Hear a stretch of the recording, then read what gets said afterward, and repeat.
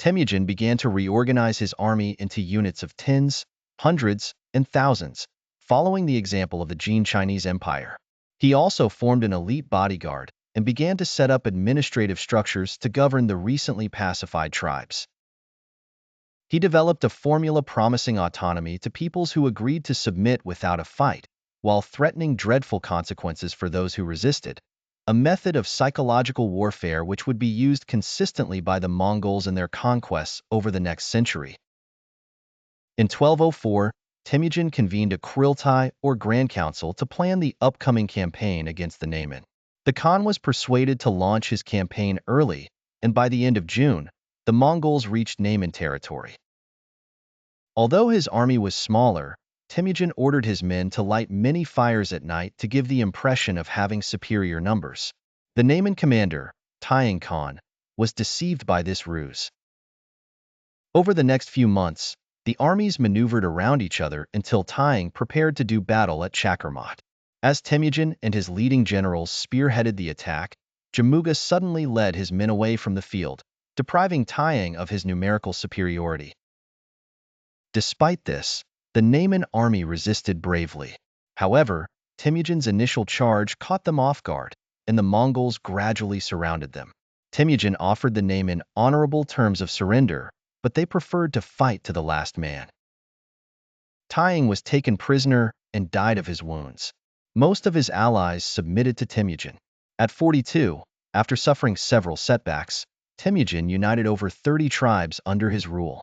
Temujin's victory seemed decisive, but Jamuga was still unaccounted for. After a bounty was placed on his head, Jamuga's remaining men tied him up and brought him to Temujin. Prizing loyalty above all else, Temujin executed Jamuga's captors for their treachery but took longer to decide on Jamuga's fate. Eventually, he ordered his nephew El-Jajidiyai to execute Jamuga. In 1205, Temujin began raids against the Tanguts to the south, while Subediyai suppressed a Merkit rebellion. In 1206, Temujin held another Kuriltai, bringing together all Mongol nobles to proclaim a new Mongol Empire. Temujin was given the title Genghis Khan, often translated as universal ruler. After assuming imperial power, Genghis rewarded his followers with high ranks and created a 9-man cabinet to make key decisions. To build a single Mongol nation, Genghis set out to replace tribal loyalties with allegiance to the Mongol nation and the Khan. Genghis introduced a new law code known as the Great Yasa, which codified traditional customs and established common laws. The Yasa included military regulations and punishments, and gave exemptions to religious leaders and foreign merchants.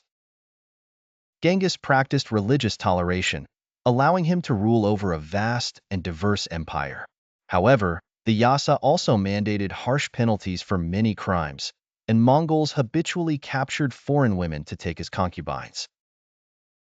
Through further conquests, Genghis continued to expand the Mongol Empire, with military organization that allowed his armies to travel up to 65 miles a day. Preferring to avoid well-fortified cities initially, Genghis focused on smaller towns and divided plunder among his troops.